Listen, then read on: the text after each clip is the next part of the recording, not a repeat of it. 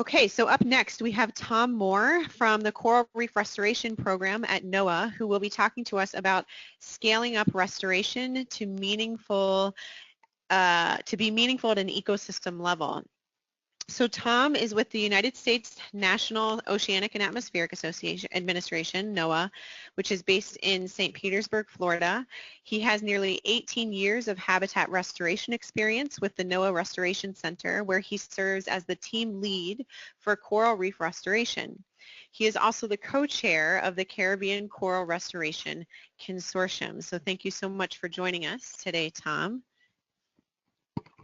All right, thanks all. Many of the folks in the room have heard bits and pieces of this talk, but I've tried to mix it up a little bit, and a lot of folks on the phone probably have as well. What I want to talk today about is kind of where I think we really need to go into the future. We've done a lot with restoration, both in situ and ex situ, larval-based, asexually based. And it's all been a great foundation for where we're at, but we're kind of at the point that we've finally started to gain that credibility we've all wanted to have for a long time and didn't have in the coral restoration field.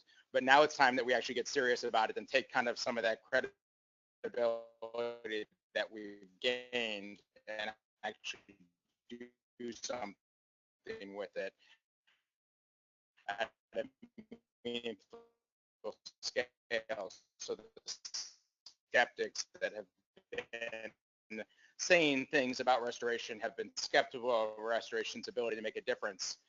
We can kind of prove them wrong with everything we've talked about today. So in order to that restoration in say the last 5 years or so, maybe the last 6-7 years. But this stuff's been going on in one way or another since the late 90s, probably earlier than that. I'm sure somebody on the phone will correct me and say they've been doing it since X and X, but the point is, I think it's a little important that we understand kind of a little bit where we came from in this field before we talk about where we're going to go. So I'm going to quickly breeze through kind of what I consider to be our 3 stages of evolution so far. So the first is this kind of coral restoration 1.0. And so we had a few folks tinkering around basically with the crop reservicornis in Florida and Puerto Rico and a few other places. But there really wasn't that much going on. All that was really being done from a coral restoration standpoint was people focused primarily on working after vessel groundings and things like that. When restoration for purposes of population enhancement really got its start in the Caribbean, it wasn't being done as part of any formal plan. There was no conservation goals, nothing really there. It was just folks tinkering around, seeing whether we could grow some corals. And you know, one of our biggest partners today in Florida was a simple live rock farmer that happened to have a few settlers settle out on their reef that they could kind of do anything they wanted with because of the nuances of their permits, and that allowed them to tinker even more and start realizing, hey, maybe we can grow something here. So the early years, as a result of kind of that approach into this, without a big science plan, without conservation goals, were met with a lot of skepticism. The promises people were making were very bold, the follow-through was very weak, and the return on investment couldn't even come close to, at that point in time, kind of traditional conservation management strategies, whether it's dealing with things in the watershed, whether that's protecting marine protected areas, things like that. The value of restoration just wasn't there based on what was being produced at that point in time. NOAA was actively involved in restoration, but when we said restoration, it was restoration after ship groundings, things like that. It was big physical type projects. It wasn't actually rebuilding biomass or structured genetics. I, at that point in time, was with NOAA, and while I'm one of the biggest cheerleaders today, I was firmly in the skeptic camp of coral restoration in the early 2000s. So my views personally started to change in the kind of 2004 to 2006 timeframe. We had just ourselves were dealing with a really large ship grounding in Puerto Rico where we were left with hundreds of thousands of corals impacted and only a handful left to reattach to the reef. We were dealing with more and more kind of commercial activities throughout the region that were destroying reef after reef after reef, and the solution was constantly this structural restoration approach, structural restoration.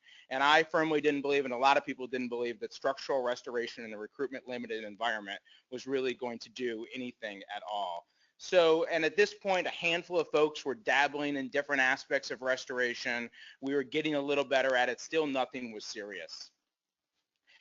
Around this same time, the U.S. made the decision to list the 2 Caribbean acroporids as threatened under the U.S. Endangered Species Act. What had basically once been our weed on the reef, the acroporids, had kind of had been taken over by the weeds. And it put us in a situation where we really needed to start thinking seriously about restoration. And it also put us in a situation where we realized one of the biggest bottlenecks we had to that recovery of that species was the loss of genetic diversity in the standing stock. Fortunately, by kind of around 2008, a handful of the nascent efforts that had been out there started to really show some promise. We were taking individual reefs that had kind of been extirpated of a particular species and having those species be back there in decent numbers at those particular reefs. And so this is what I feel like kind of propelled us into what I call kind of coral restorations 2.0. And so those early successes got us there. And the first major paradigm shift for us came when a handful of us actually that were in this room, and a number of folks that were on the phone and a number of other folks sat down at the Smithsonian Institution to talk about what species recovery means for corals. And the big takeaway message that I think we at NOAA had and a lot of other people had at that meeting was that if population enhancement was a viable tool for your species, that you should take advantage of that population enhancement, do that work, because the message that they told us, these were folks that had worked on other species, that most often people start too late. They end up in what we jokingly refer to as the giant panda situation, where you've only got a handful of individuals or hundreds of individuals left. When we told them we had hundreds of thousands to millions of individuals left, they first kind of laughed at us and said, do you really have a problem? And second said, well, if you do have a problem with hundreds of millions of individuals still left, get on that now. Start doing population enhancement now. Start rebuilding some of that genetic structure. The second major shift that I think happened in the kind of the late 2000s here was when we got serious about realizing that it wasn't about restoring the entire reef with outplanted corals. It was about sexual reproduction. Many of our reefs and many of our species were suffering from compensatory population effects. Their low genetic diversity prevented even successful spawns from being successful reproductive events. The focus on restoration, therefore, had to really become on allowing the reef, restoring individual reefs, so those individual reefs could be seed sources for other reefs, and those that we could allow the reef itself to be, or the restoration projects to be an ongoing tool for further restoration. At this point, we had also kind of, I feel like, had enough networks sprung up, and a lot of that network of nurseries and restoration sites sprung up around individual universities, many of which were directly or indirectly affiliated with various different graduate programs, things like that. And so as a result, we finally started to get some decent science, decent monitoring out there in the data. We still have a long way to go on this front, but things started to happen. There started to be able to be a little bit of information to contrary to what some of the skeptics and naysayers were saying. So, and at this point too, we finally got really good at least asexually producing corals. We got those corals off the bottom, we started growing them in the water column, and we're growing them at pretty large numbers, and we're getting them back onto the reef and showing that there was no lack of fitness as a result of kind of growing them in these configurations. So this allowed us to truly move a number of our sites into kind of what I would call farming mode. And we were successfully restoring reefs to their historic covers of local historic covers and function at the local level. And while we were doing a really great job at the local level, the problem is that the gap that exists between the local level and the ecosystem level isn't big. It is a massive gap. And so to illustrate that a little bit, for the folks that were there at the workshop we did in November, I did a whole little math exercise kind of to try to make it a little bit more real in terms of what this meant, in terms of taking our restoration and scaling that up and the numbers associated with that. I'm not going to bore you guys here with all the details here, but that the punchline was that to even meet a fraction of the goals that we had set for ourselves in the acropora recovery plan, using the current rate of restoration and the current practices that we've been doing over the last 10 years, that we were on track to have it take us 6 centuries to meet those goals in the Caribbean. And as everyone there, and me included, said, that is not an acceptable solution, right? That gives all the skeptics all the ammunition that what they thought is they had it there, right? I mean, so the reason I said that, though, wasn't to give them ammunition. It was to help us and kind of motivate us to realize we need to change what we're doing. And so it's not going to be at the ecosystem level if we continued on the current track. And so this is where what Reef kind of propels us and where I think we're at today, kind of coral restoration 3.0. To me, coral restoration 3.0 means smarter, faster, and stronger, while at the same time achieving ecological function like this restoration site in Belize that was done by Fragments of Hope. This is our opportunity to completely reinvent ourselves. This doesn't mean that the great work we're doing at individual sites needs to go away and the community building efforts that we do through kind of individual one-off restoration efforts should stop. But it does mean we need to invest more time and resources in really thinking about how we're going to go big. I actually think on many aspects of it, we're really close on the biology front of things. We've got some things to work out, but we're really close in the biology. Where we're not really close at all is on the efficiency standpoint.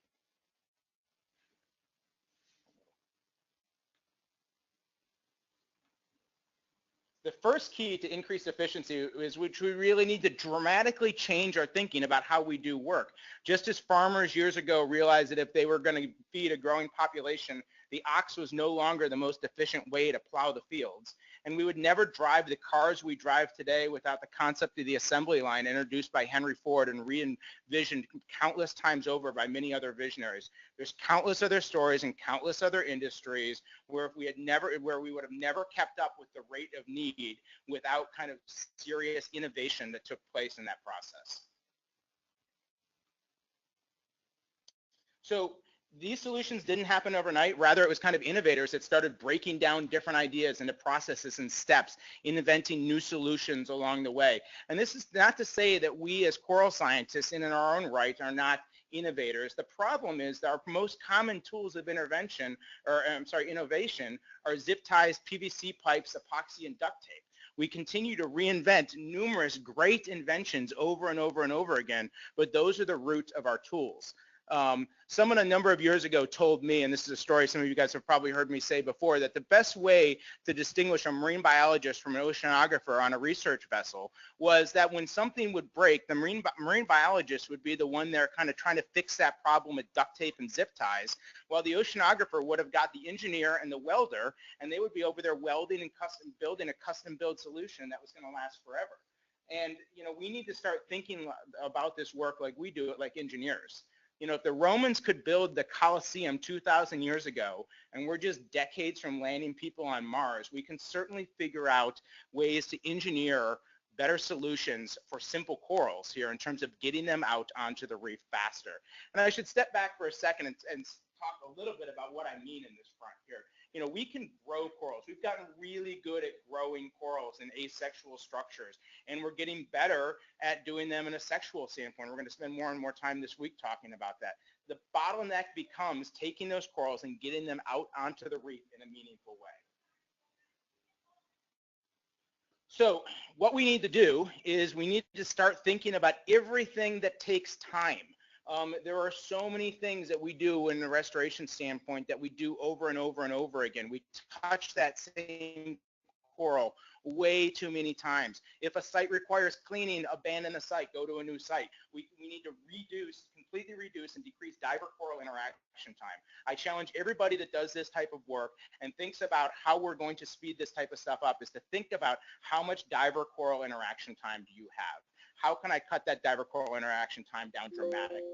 So some of the ideas that I have on that front are, we need to figure out better ways to propagate, transport, and deploy corals on the same structure or substrate that they'll ultimately go back out into the reef on. When we change things from multiple structures and then transport them in between and then put them on something else, that adds a lot of time to the process.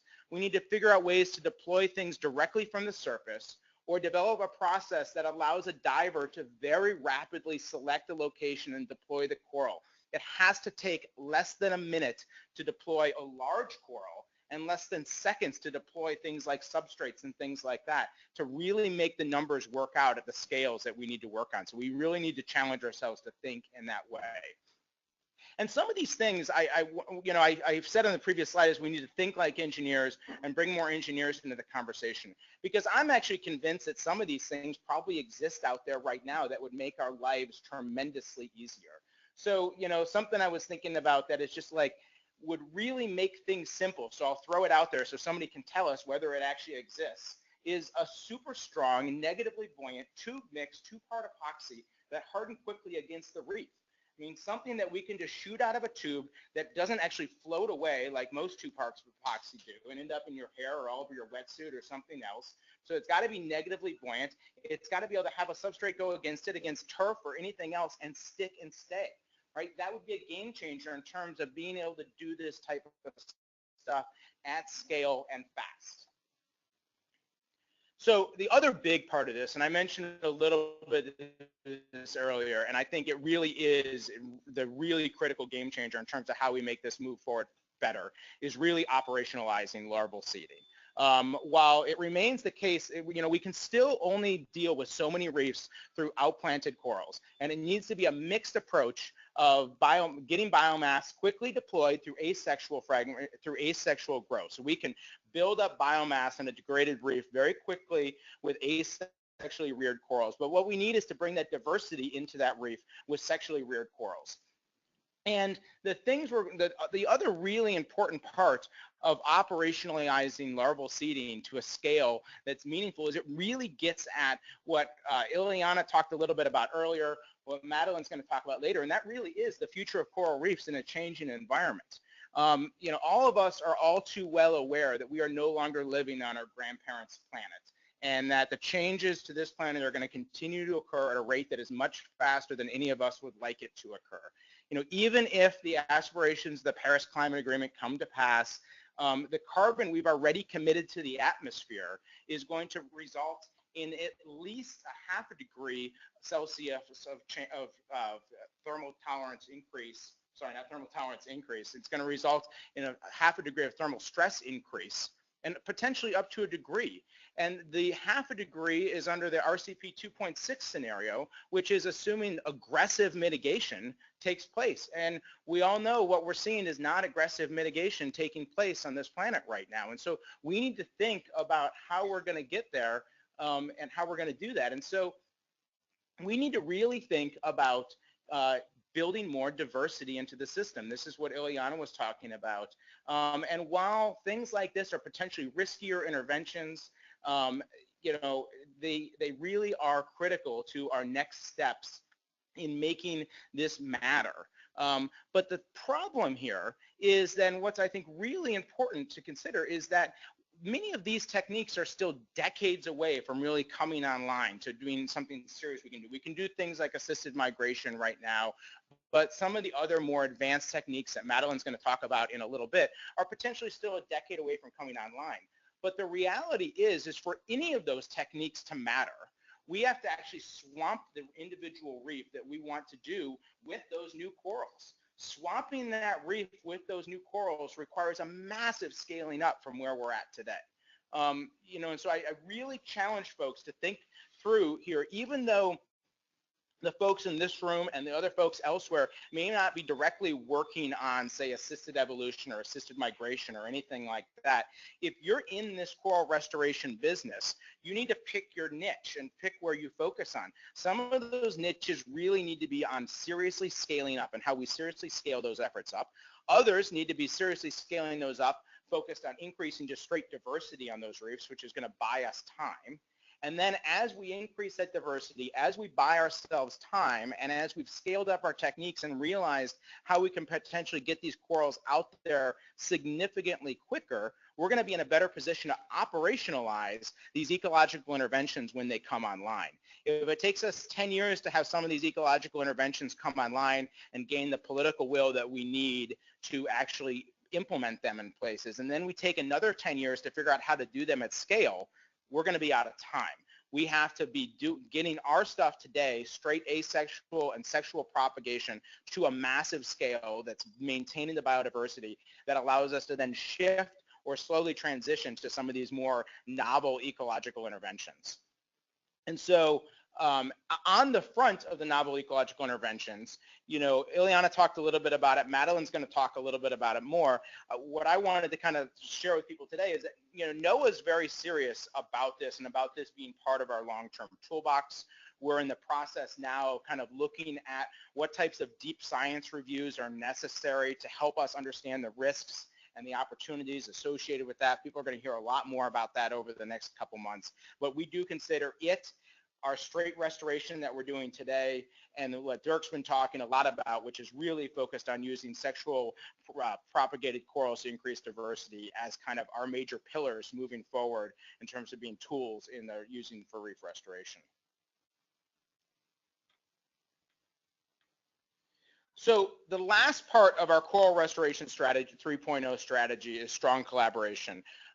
Dirk mentioned it earlier, a few other folks have mentioned it, but one of the big outcomes of the restoration workshop that we held in November was to really kick off a formal coral restoration consortium. It's something a lot of us have been talking about for a long time. We've constantly are always saying to each other, oh, so-and-so is doing this, and you say, oh, so-and-so, we're doing that, so they're not talking to each other.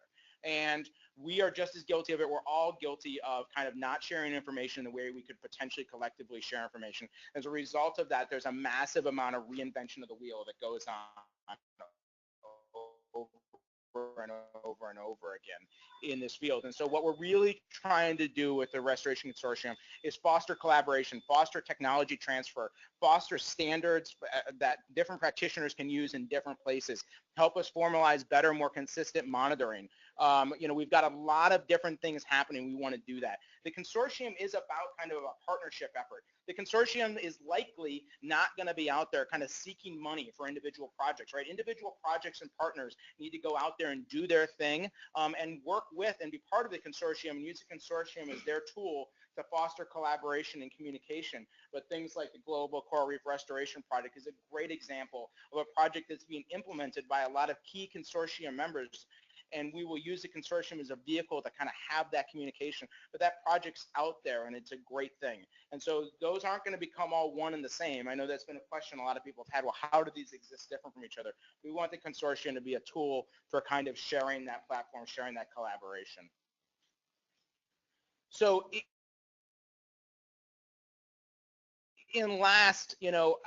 as I close here, my hope is that in 10 years, coral restoration looks absolutely nothing like it does today, right? I talked earlier about how agriculture would never be the way it is today if we were still using oxes to kind of plow fields. And I really hope that when we look back at coral restoration the way we're doing it today, that we really think about it as antiquated as an ox plowing a field. We really need to change our game in terms of how we think about this. We need to talk to engineers. Many of us work or are affiliated with academic institutions. Walk down the hall to the engineering department. Talk to them about your problems. Talk to materials engineers that know how to make things. Talk to people who prototype things. We've got so many different tools for rapidly prototyping different things. Let's stop using PVC and duct tape to solve our problems, and let's start building kind of custom things that are out there. And the reason I really I'm harping on this is, I used an example earlier of if we continued on our pace of restoration, that it would take us 6 centuries to achieve our goals in the Caribbean, right? 6 centuries is completely unacceptable to me. But I started to think about this, and I did a whole detailed exercise for our workshop in November, and I'm not going to get into all that again here, but if you start breaking down individual things, individual problems, and you start increasing survivalship for, say, settlers, if you start increasing survivalship for outplants in another way, if we start getting more corals out there, start decreasing diver interaction time, these are all little chips away at it that all of a sudden really start adding up to making a meaningful difference in terms of the amount of corals they could put back out on the reef. And so in the tech world, there's something called Moore's Law, and it's Gordon Moore who predicted in 1965 that basically the processing speed on computers would double every 2 years. So every 2 years, there'd be a doubling of processor speed out there. So I'm here, as a different Moore, to say that, I think that even a more conservative approach, saying we can just double the amount of corals we put out there every 3 years. So we think about what we do right now, both asexually and sexually, and we take that number we have today and we say we want that number to be double in 3 years. And 3 years, we want to be double that number. You start doing the math on those numbers, that 6 centuries drastically comes down. It comes down into the 25 to 50 year range. And it gets us at the ecologically significant range in less than 10 years. So we really need to think along those lines. That's where our focus needs to be. One of the things we're going to start doing, we had hoped to have a meeting actually at the end of this month with the consortium where we brought together a bunch of engineers.